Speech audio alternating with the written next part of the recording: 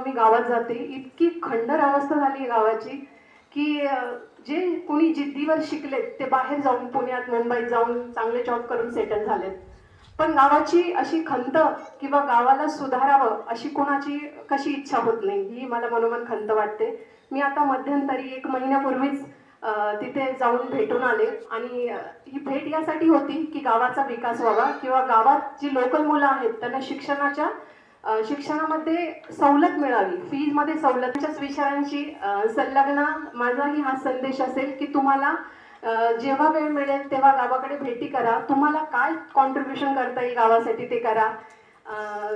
Kailas Pawar sir सुद्धा माझ्या गावाजवळचेच आहेत, हे मला खूप नंतर कळालं, रिसेंटली कळालं, पण त्यांची ही धडपड बघून मलाही त्यांच्याशी जुळण्याचा एक छंद लागलेला आहे आणि माझं कॉन्ट्रीब्युशन म्हणजे जोपर्यंत मी आहे तोपर्यंत माझं कॉन्ट्रीब्युशन सरांना असेल आणि माझी साथ असेल.